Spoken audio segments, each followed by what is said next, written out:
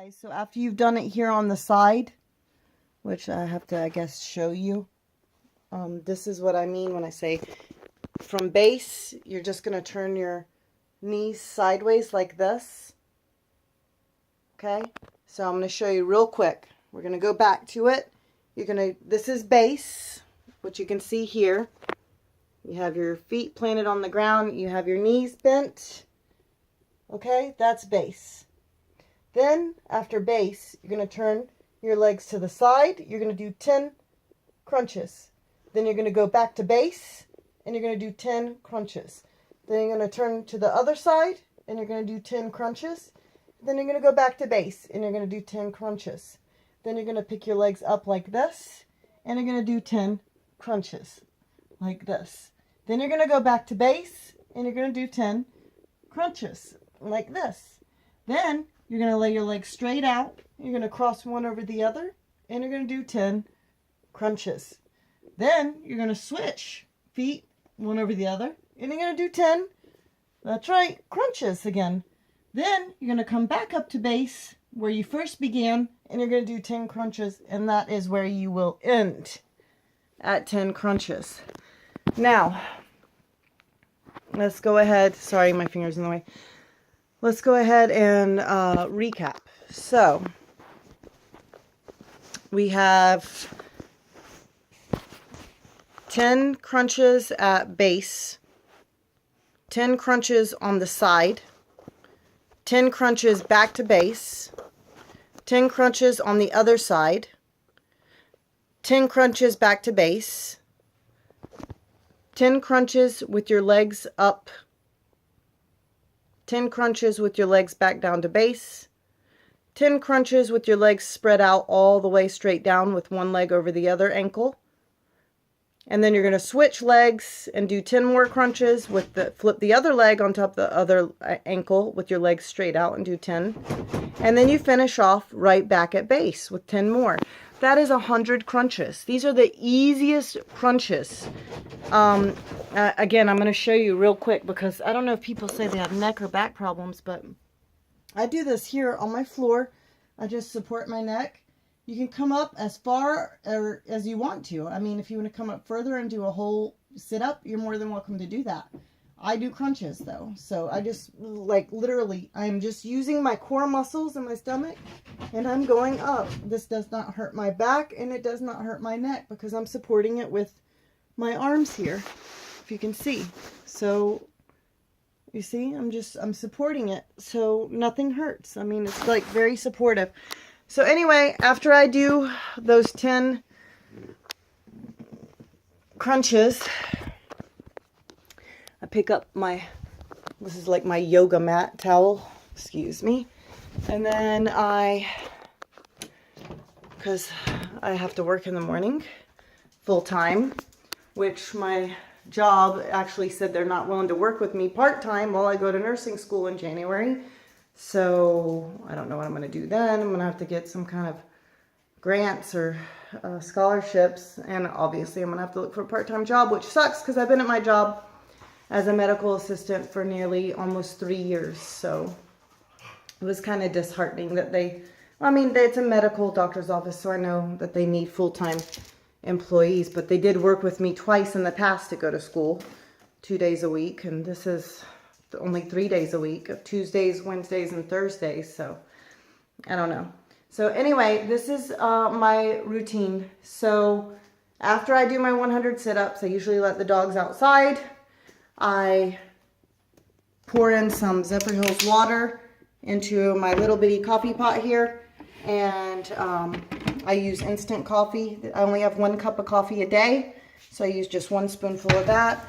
We use Zing as a sugar substitute. I don't know if anybody's heard of Zing, but supposedly it's better for you than all others. Now, I'm not stating this, so anybody who goes and does their research and says, Jessica, this is like highly toxic, you shouldn't be promoting it. Well, hey, let me know and I won't. My mom actually is the one that did the research on this and said that it was fairly good. And my mom is a vegan also. She is actually vegan. She's not plant-based like I am. So she did her research. So hopefully that's good enough. I do like to soak my dates. So after I have my cup of coffee, these are some Natural Delights medjool dates, and I soak them in some Zephyr Hills water to get nice and fluffy, in which I will add some bananas, probably, I don't know, probably about 5 bananas to my blender here. And then I'll add those medjool dates and a whole bottle of my Zephyr Hills water to that. And that's actually my breakfast that I drink on the way to work, which is really super good, and it keeps me full all the way till lunch. So 7 a.m. I'm drinking that banana date smoothie, or Datorade. That's what Freely calls it. So that's where I got it from, was from Freely, the banana girl. And it is really good. So it keeps me full all the way until like 12:30 at work. So from 7 to 12:30, and then at 12:30 to 1:30 I take my lunch, in which I have a salad with coconut aminos as my dressing, and then usually some fruit, like 2 or 3 navel oranges, and maybe some figs. I'll have some these natural raw figs, which are really good because I am actually practicing the raw till 4 diet. And then when I get home from work, because lunch usually fills me up, I'll either go straight to the gym because it gets really dark here now because of the time change. And I used to go jog the bridge. There's a bridge, and I would jog it, but now it's too dark. So I had to get a gym membership at Planet Fitness, and my son and I will go there when I get off of work, and we will go and do some cardio. And then when I get home, I will usually have some organic russet potatoes. I will either have 1, 2, 3, 4, 5, 6.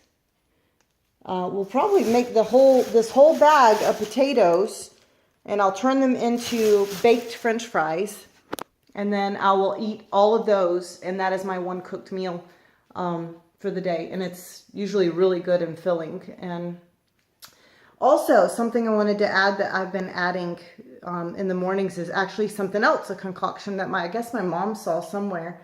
But it's lemon water. So we take a lemon and we use this little lemon squeezer, and then we'll put it in a glass. And then after we put it in a glass, we'll put about 4 tablespoons of Mother Earth organic apple cider vinegar, which is non-GMO, and it's organic, and it is very good. You can see we're almost done here, so I got to buy some more. So we add 4 tablespoons of that to our lemon water, and then we add, I'm just going into detail today with you guys, then we add some ground ginger, just a couple shakes. We add a lot of shakes of this turmeric to the drink, and then we add a couple shakes of this ground cinnamon, and then we add a couple shakes of the cayenne pepper. We then add a little bit of hot water, and we mix it up, and we drink that. That is usually we drink that prior to eating anything. So there you have it. That is my morning routine for now, until I start school, nursing school. I'm so excited. I've been wanting to be a nurse since I was in my 20s. And, you know, life takes its tolls, and you have ups and downs, and you're just not able to. But now my son's 15, and I'm like, yes, now I can go. Well, honestly, I couldn't even go then, because the only reason I can go is because my mom is wonderful, and she bought a house about a mile down the street, and she decided to rent that house out and move in with me. She offered to, like, I own my own house. I own a 3-bedroom, 2-bath house. And she was like, Jessica, I can just rent out my house and move in with you, help you pay your mortgage so you can go back to school, nursing school. Because she knows it's my passion and my desire to want to help people. And as a medical assistant, the next step is becoming a nurse. So at 43 years old, I couldn't do this dream if it weren't for my mom. I love you, Mom. This is a shout out to you, my beautiful, beautiful cancer surviving mother. I love you. Mwah. You're the best. You're awesome. You're my everything. So this is it. This is my house, my 3-bedroom house. 3-bedroom, 2-bath. This is the living room. Yay! And the master bedroom is back there. I gave the master to my mom since she's paying the majority of my mortgage.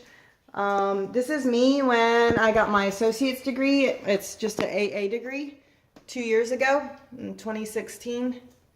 And there it is framed there. So once I finish nursing school, I'll have an AA degree and an AS degree, Associate of Arts and an Associate of Science degree.